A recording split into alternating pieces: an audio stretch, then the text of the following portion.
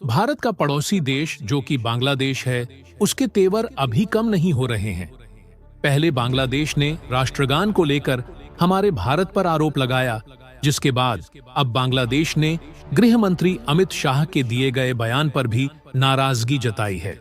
और बांग्लादेश में मोहम्मद यूनुस की अंतरिम सरकार ने इसका कड़ा विरोध दर्ज कराया है। और जैसा कि सभी जानते हैं कि बांग्लादेश में पूर्व पीएम शेख हसीना के खिलाफ बगावत के बाद नई अंतरिम सरकार का गठन पिछले महीने हो चुका है और अब यह सरकार भारत के खिलाफ लगातार कुछ न कुछ फैसला ले रही है, जिसका सीधा असर भारत की कंपनी और व्यापारिक गतिविधियों पर होने वाला है। लेकिन अब बांग्लादेश सरकार कोई फैसला ले, उससे पहले भारत की अडानी पावर ने अपनी तैयारियां तेज कर दी है और ऐसा प्लान तैयार कर लिया है कि बांग्लादेश अब बिजली के लिए तरस जाएगा। तो क्या है पूरी खबर, चलिए जानते हैं इस वीडियो में। लेकिन उससे पहले हमारे भारत के लिए इस वीडियो को एक लाइक करके कमेंट बॉक्स में जय हिंद जय भारत जरूर लिखें। तो दोस्तों, दरअसल गृह मंत्री अमित शाह की ओर से झारखंड से बांग्लादेशी घुसपैठियों को निकालने वाले बयान पर बांग्लादेश की अंतरिम सरकार भड़क गई है। बांग्लादेश ने भारत सरकार से राजनीतिक नेताओं को बांग्लादेशियों के बारे में अस्वीकार्य टिप्पणी करने से बचने को कहा है। लेकिन सवाल यह है कि हमारे गृह मंत्री ने ऐसा क्या बयान दिया है जिससे पूरा बांग्लादेश बौखला गया है। दरअसल केंद्रीय गृह मंत्री अमित शाह ने झारखंड के साहिबगंज में विधानसभा चुनाव के चलते कुछ दिन पहले एक रैली की थी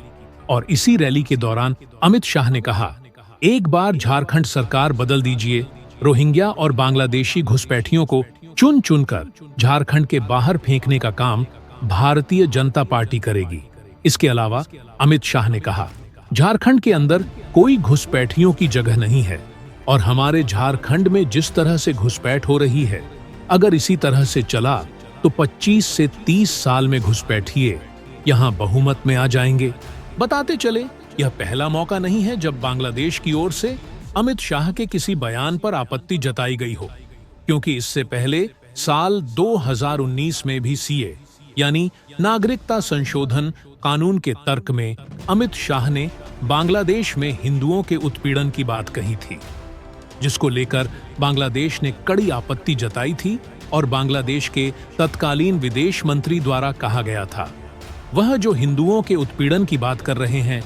वह गैर जरूरी और झूठ है। पूरी दुनिया में ऐसे देश कम ही हैं जहां बांग्लादेश जैसा सांप्रदायिक सौहार्द है।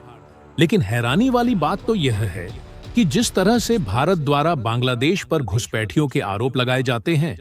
उसी तरह उस वक्त विदेश मंत्री अब्दुल मोमन ने कहा था कि भारत के लोग भी बांग्लादेश आ रहे हैं और ऐसा इसीलिए क्योंकि हमारी स्थिति भारत से बहुत अच्छी है और जो भारतीय बांग्लादेश में अवैध रूप से रह रहे हैं उन्हें वापस भेजा जाएगा। और अगर आपको नहीं पता तो हम आपको बता दें कि बांग्लादेश की सीमा कई भारतीय राज्यों से लगती है।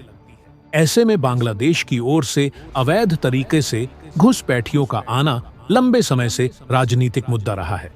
इसकी संख्या को लेकर हमेशा से विवाद रहा है और कई बार तो यह तक कहा जाता रहा है कि भारत में बांग्लादेशी घुसपैठियों की संख्या 2 करोड़ है। बीबीसी की एक रिपोर्ट के मुताबिक 2 दशक पहले 2004 में तत्कालीन गृह राज्य मंत्री श्री प्रकाश जायसवाल ने संसद को बताया था कि भारत में 1 करोड़ 20 लाख से ज्यादा अवैध बांग्लादेशी थे। हालांकि पश्चिम बंगाल और असम की सरकारों की आलोचना के बाद उन्होंने अपना बयान वापस ले लिया था और इसके बाद 2016 में तत्कालीन गृह राज्य मंत्री किरण रिजिजू ने कहा था, उपलब्ध जानकारी के मुताबिक भारत में बांग्लादेश के 2 करोड़ अवैध और अप्रवासी है, यानी कि घुसपैठियों का मुद्दा लंबे समय से चला आ रहा है। और हाल ही में जब अमित शाह ने इसको लेकर बोला तो बांग्लादेश ने इसका कड़ा विरोध किया है। लेकिन अब अडानी पावर ने बांग्लादेश को भी सख्त जवाब दे दिया है और वह अपने प्लांट द्वारा बनाई जाने वाली बिजली बांग्लादेश को देने के बजाय भारत में ही देने की तैयारी कर रही है। और हाल ही में इंडियन एक्सप्रेस की रिपोर्ट के अनुसार अडानी पावर भारत में बिजली बेचने के लिए बैकअप प्लान की तैयारी कर रही है, जिसके तहत कंपनी झारखंड के गोड्डा में अपने 1600 मेगावाट के थर्मल प्लांट जो बांग्लादेश को अपनी पूरी उत्पादित बिजली की आपूर्ति करता है, उस प्लांट को बिहार के लखीसराय में एक सब स्टेशन के माध्यम से भारतीय ग्रिड से जोड़ रहा है। और जरूरी बात यह है कि इसके लिए कंपनी को मंजूरी भी मिल गई है। और इस मामले में अडानी पावर लिमिटेड ने कहा, अब यह कनेक्शन तभी चालू होगा जब इसकी सहायक company Adani power Jharkhand limited 130 kilometre लंबी ट्रांसमिशन लाइन और सब स्टेशन पर अतिरिक्त वे का निर्माण करेगी। हालांकि इस प्रक्रिया में अभी काफी समय लग सकता है,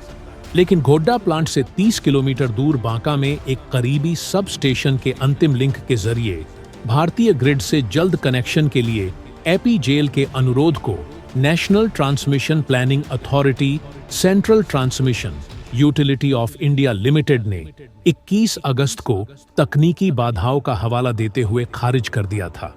पर अब अडानी पावर के एक्शन में आने से बांग्लादेश झुक चुका है और हाल ही में बांग्लादेश ने अडानी पावर के बकाया $800 मिलियन में से $150 मिलियन का भुगतान कर दिया है।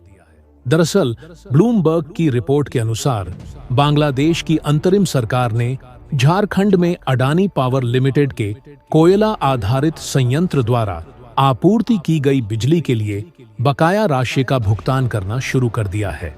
इसके अलावा अगस्त तक बांग्लादेश का कुल बकाया $2.5 अरब था, जिसमें ऊर्जा क्षेत्र का बड़ा हिस्सा शामिल था। और अगर आपको नहीं पता तो बता दें, झारखंड के घोड्डा में अडानी पावर के 1600 मेगावाट के प्लांट का बांग्लादेश पावर डेवलपमेंट बोर्ड के साथ अनुबंध है, जिसके तहत वह अपने पूरे प्रोडक्शन की सप्लाई करेगा। इस सप्लाई के लिए औसत मासिक बिलिंग $90 मिलियन से $100 मिलियन के बीच है। और जरूरी बात यह है कि इस प्लांट ने जून 2023 में बिजली पैदा की थी और तब से लेकर अब तक बांग्लादेश को बिजली प्रोवाइड कर रहा है। आपकी जानकारी के लिए बता दें, अडानी पावर ने शेख हसीना के कार्यकाल के दौरान नवंबर 2017 में बांग्लादेश पावर डेवलपमेंट बोर्ड के साथ 25 साल का बिजली खरीद समझौता किया था, जिसके तहत यह बिजली बांग्लादेश को दी जा रही है।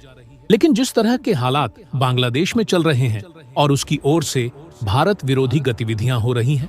तो भारत का अडानी पावर भी एक्शन मोड में आ चुका है और बांग्लादेश को बिजली का पूरा बकाया देने को कह दिया था, जिसके बाद अब बांग्लादेश ने बिजली के डर की वजह से हाल ही में $800 मिलियन में से $150 मिलियन की राशि का भुगतान कर दिया है। लेकिन पिछले दिनों अमित शाह ने जो बयान दिया है, उससे बांग्लादेश काफी बौखला गया है और भारत के बड़े नेताओं से ऐसे बयानों से बचने को कहा है। और ऐसी ही इंफॉर्मेटिव वीडियो के लिए हमारे YouTube चैनल को सब्सक्राइब जरूर कर लें। धन्यवाद।